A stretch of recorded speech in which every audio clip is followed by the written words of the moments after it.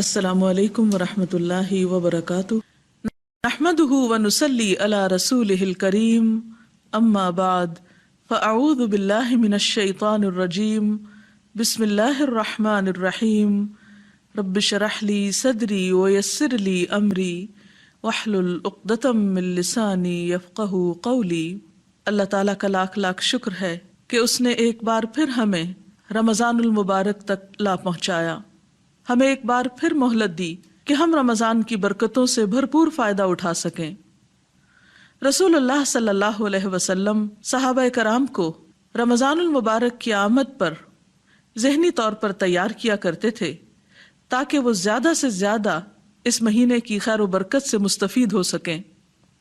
ایک موقع پر آپ نے فرمایا، تمہارے پاس رمضان جیسا بابرکت مہینہ آتا ہے تو اللہ تعالیٰ اپنی رحمت سے تمہیں ڈھانپ لیتے ہیں، گناہ معاف کر دیتے ہیں، دعائیں قبول فرماتے ہیں، اور اللہ تعالیٰ تمہارے ذوق اور شوق کو دیکھتے ہیں، تمہاری وجہ سے فرشتوں پر فخر کرتے ہیں، پس تم بھی اپنی طرف سے اللہ تعالیٰ کو بھلائی دکھاؤ، یعنی اس مہینے میں خوب خوب نیکیاں کماؤ۔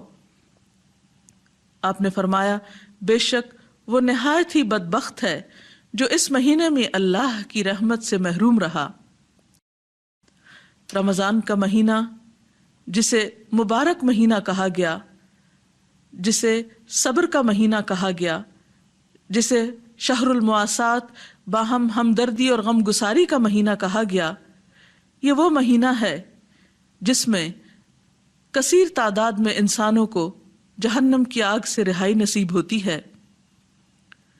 خوش نصیب ہے وہ شخص کہ جسے آگ سے بچا لیا گیا، اور خوش قسمت ہے وہ جسے اللہ کے دامن رحمت میں پناہ مل گئی۔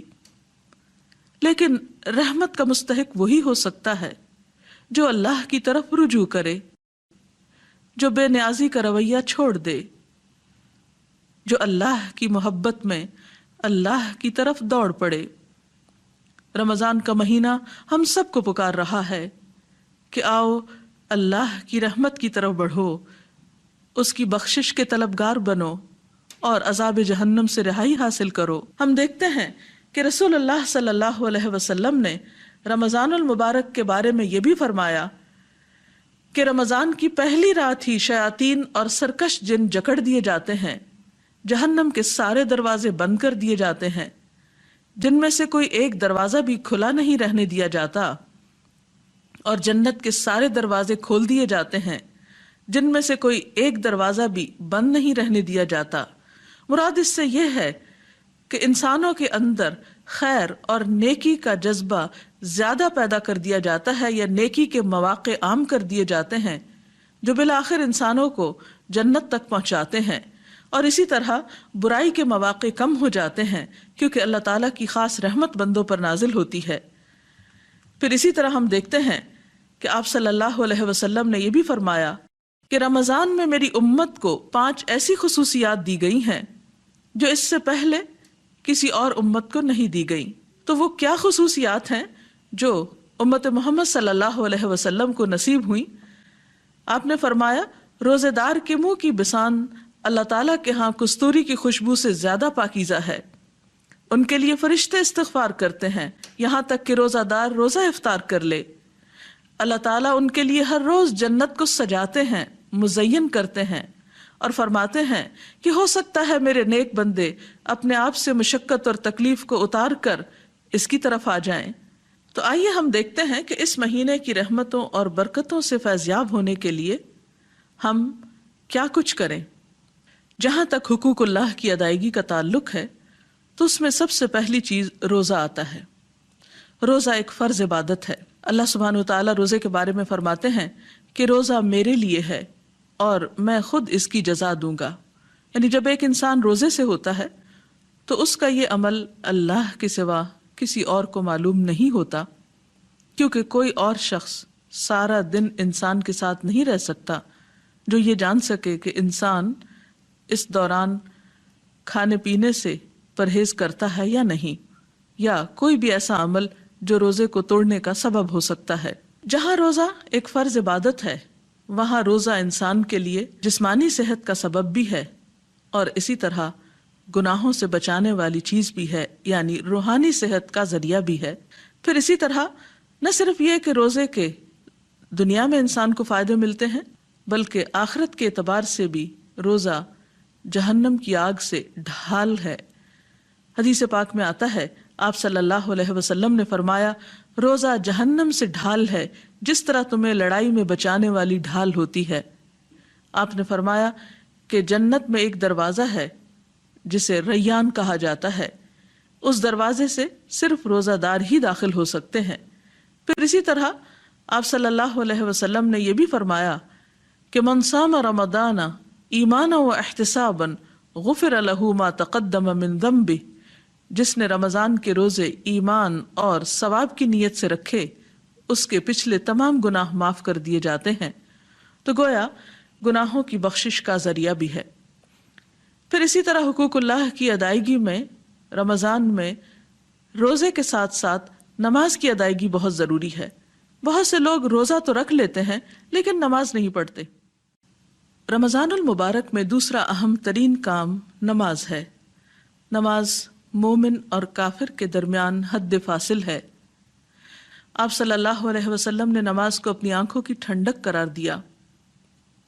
آپ نے فرمایا، جعلت قرۃ عینی فی الصلاۃ، میری آنکھ کی ٹھنڈک نماز میں رکھ دی گئی ہے۔ فرائض کے علاوہ افضل ترین نماز رات کی نماز ہے۔ اللہ کے پیارے بندے جو راتوں کو کم سوتے ہیں، کانوا قلیلا من اللیل ما یہجعون، وہ کم سونے کے ساتھ ساتھ اللہ کے حضور سجدے اور قیام بھی کرتے ہیں۔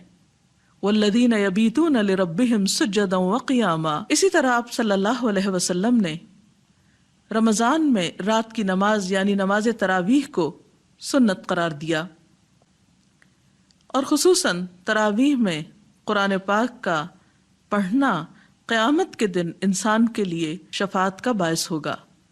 ایک حدیث میں آتا ہے، آپ صلی اللہ علیہ وسلم نے فرمایا، روزہ اور قرآن قیامت کے دن بندے کے لیے سفارش کریں گے۔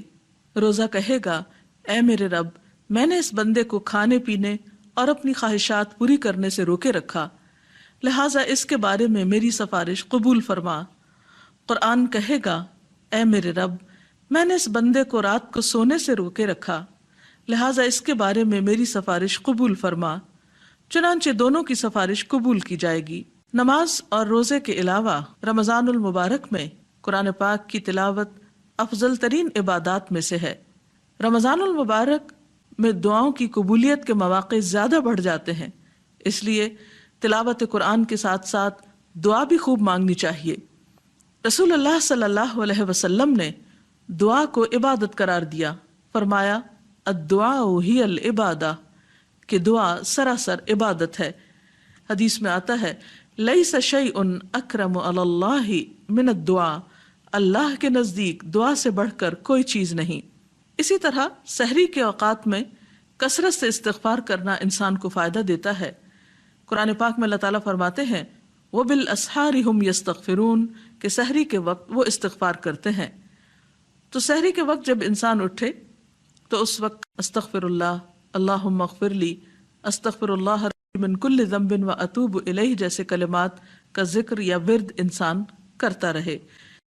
استغفار کے علاوہ کثرت کے ساتھ ذکر الہی دن اور رات کے اوقات میں کرنا چاہیے۔ رسول اللہ صلی اللہ علیہ وسلم نے فرمایا، دو کلمے ایسے ہیں جو زبان پہ بہت ہلکے ہیں لیکن میزان میں بہت بھاری ہیں اور رحمان کو بہت پیارے ہیں، اور وہ ہیں سبحان اللہ و بحمدہ سبحان اللہ العظیم۔ ایک اور موقع پر آپ صلی اللہ علیہ وسلم نے اس روزے کو افضل ترین روزہ قرار دیا جس میں کثرت سے ذکر الہی کیا جائے۔ پھر اسی طرح صدقہ و خیرات بھی کثرت کے ساتھ کرنا چاہیے۔ حضرت ابن عباس فرماتے ہیں کہ رسول اللہ صلی اللہ علیہ وسلم بھلائی کرنے میں بہت سخی تھے، لیکن رمضان میں جب جبریل علیہ السلام آپ سے ملتے تو آپ اور بھی زیادہ سخی ہو جاتے تھے۔ رمضان میں جبریل علیہ السلام ہر رات آپ سے ملاقات کیا کرتے تھے، اور نبی صلی اللہ علیہ وسلم رمضان گزرنے تک انہیں قرآن مجید سناتے تھے۔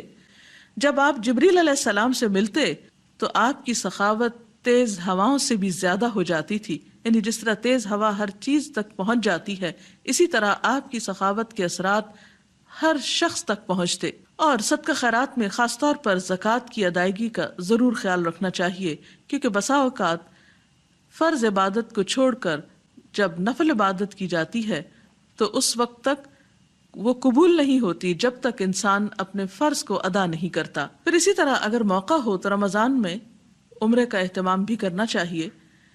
رسول اللہ صلی اللہ علیہ وسلم نے فرمایا، عمرۃ فی رمضان کحجۃ معی، کہ رمضان میں عمرہ کرنا میرے ساتھ حج کرنے کے برابر ہے۔ اور پھر حقوق اللہ کی ادائیگی میں، عبادات میں خاص طور پر آخری عشرہ بہت اہم ہے، جس میں طاق راتیں آتی ہیں، اور انہی طاق راتوں میں سے ایک رات لیلۃ القدر ہے، جس کے بارے میں قرآن پاک میں فرمایا گیا کہ لیلۃ القدر خیر من الف شہر، کہ لیلۃ القدر 1000 مہینوں سے بڑھ کر ہے۔ لہذا اس کی تلاش میں انسان کو آخری عشرے کی طاق راتوں میں زیادہ وقت جاگ کر عبادت کرنا چاہیے، تاکہ زیادہ سے زیادہ انسان اللہ تعالیٰ کی رحمت کو پا سکے۔ حضرت عائشہ نبی کریم صلی اللہ علیہ وسلم کے آخری عشرے کا معمول بتاتے ہوئے فرماتی ہیں، اذا دخل العشر احیا اللیل وایقظ اہلہ وجد وشد المئزر، جب رمضان کا آخری عشرہ شروع ہوتا تو آپ صلی اللہ علیہ وسلم رات کا بیشتر حصہ جاگ کر گزارتے اور اپنے گھر والوں کو بھی بیدار کرتے اور عبادت میں خوب محنت کرتے اور کمر کس لیتے۔ لہذا رمضان المبارک کا آخری عشرہ خاص طور پر عبادت میں گزارنا چاہیے، اور اگر ممکن ہو تو آخری عشرے کو اعتکاف میں گزارنا چاہیے۔